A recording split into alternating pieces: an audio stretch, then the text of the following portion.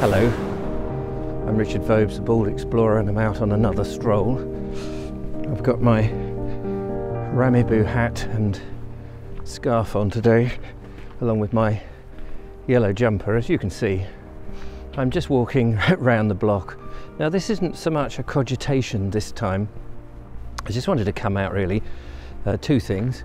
One is to give you a little idea of how little snow we've had here in Worthing, where I live. As you can see, there's a sort of quiet settling of the snow. I believe it's going to try and snow a little bit more later on today. But I thought I'd come out now whilst it's quiet, because if it snows any further, anymore, I'm sure the kids will be out playing, so that would be quite a laugh. The other thing I wanted to there's a lot of screaming going on. The other thing I wanted to talk about was when you think you know something and suddenly you read something else and you think, hey, wait a minute, everything I've known has been slightly rocked. And that's the case I found. Oh, I'm just going to get past this car before he knocks me over. Last night. So on my shelf I've got a book by Professor Hoskins, which is called The Making of the English Landscape, and he wrote it in 1955, and it's about, well, I suppose it's the beginning of topography, looking and exploring. Should we go down here? I think we will. We'll go down this little alleyway. I've done this before. It was a nice little alleyway and easy to stroll, and there's nobody about and no big lorries. Anyway, this was written in 1955, The Making of the British Landscape, and I don't know how long he'd been and what his background is actually, but he presented this book, and it was a landmark book, and it gets quoted in many places, and the research. And I realised when I was looking on my shelf, I thought I ought to read it. I thought I had read it, but then I discovered, as typical with me, I buy lots of books, and then I realised I hadn't actually read it more than just flicked through a few times. So I got it out and I was reading, and I realised I actually had two versions of the same book, which I thought was a bit odd, because, well, that can happen, but either you get gifted it, but I think I did buy it twice, which was a bit daft. Let's go around here. So I was looking at I got the bigger book out, which was the more recent version, and it had notes, printed notes, that was part of it, a revised edition with extra bits by a chap called Christopher Taylor. So I thought, okay, that's quite interesting, and he prefaces each chapter that Professor Hoskins had written with an introduction to each of those chapters with the new research.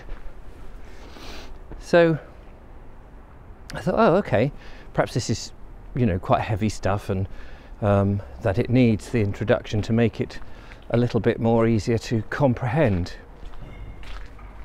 Well, there's a skip over there. I always quite like looking in skips, because you never quite know whether there's going to be some nice wood that you can ask and say, oh, do you mind if I borrow your wood and burn it on my essay? I know, you can't really borrow wood to burn, can you? Going back down one of these Twittons that I love so much. They're just great fun. Anyway, sorry, I'm waffling a little bit here, which I do tend to do on these types of walks.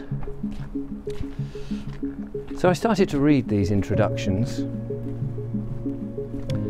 and he wrote it in 1955, and these corrections were in 1976, I think. And it seems that in that 20-odd year period, a lot more research had been done and a lot more findings had come out.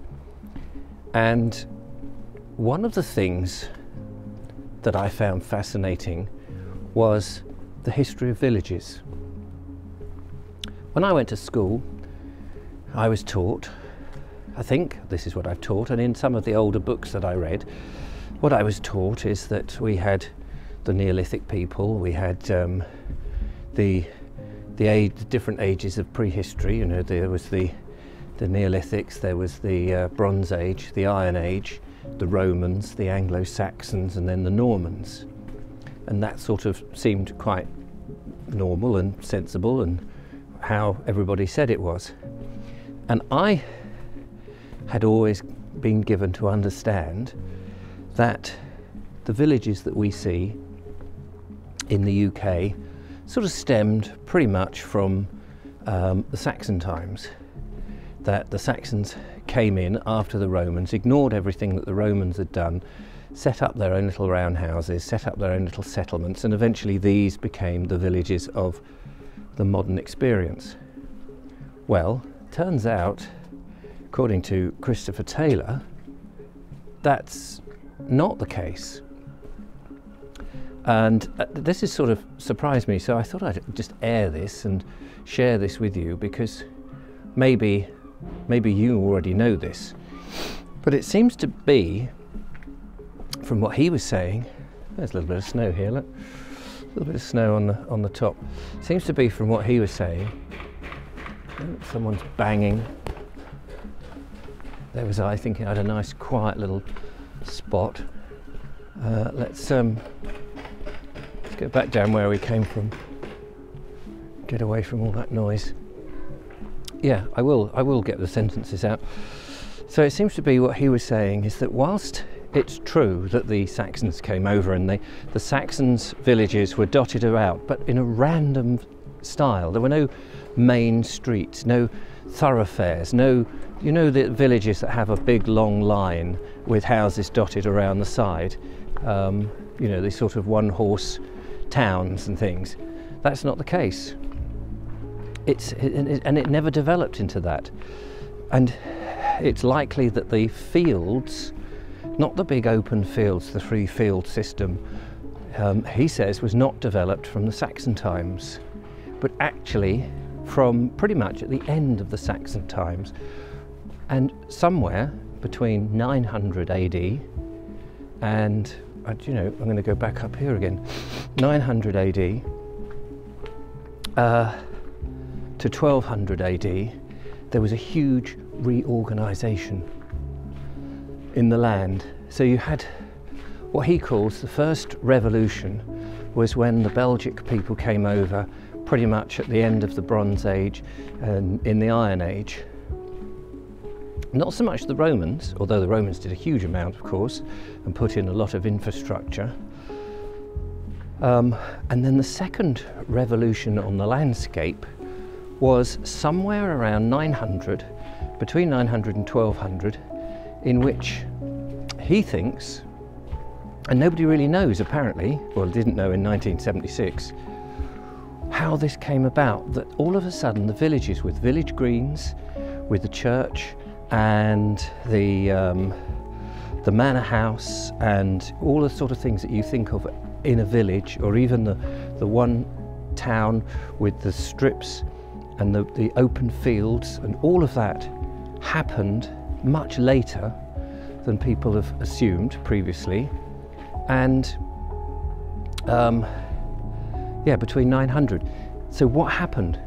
How did it go from these scattered farms? I mean, there was no other invasion where somebody came in. So it was a deliberate organisation. This is what he was saying. It was a deliberate reorganisation, restructuring of the whole of England. Now, there are still, I don't know, something like 30% of the villages that have grown up from the original Saxon villages, but the majority have come from this massive reorganisation over a 300-year period.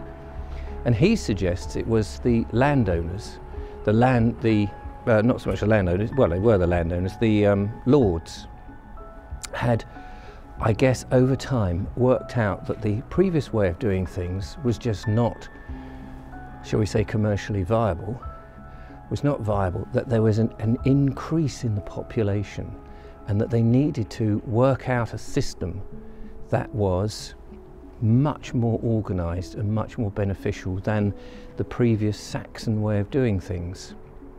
So far from being a gradual process of let's develop this and the Saxons come in with their 3 fields and do all this and turn them into strips, actually it was a deliberate act of reorganisation in that time frame between 900 and 1200. And I was reading this last night, I was thinking, my God, everything that I knew about the open fields and all of that, whilst how they structured them was right, but who did it and how it came to pass was all new to me.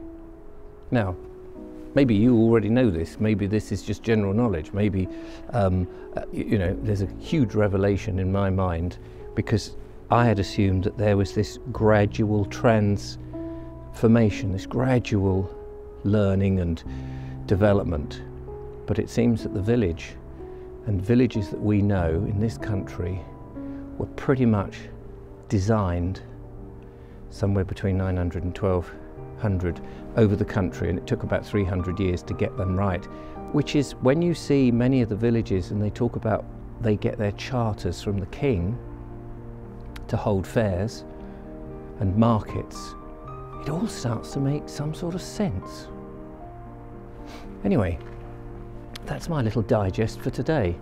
Make of that what you will, but consequently I have looked online and I saw that this Christopher Taylor chap's written some books about it, so I've ordered them and I want to learn as much as I can. After all, it's all to do with landscape, heritage and nature.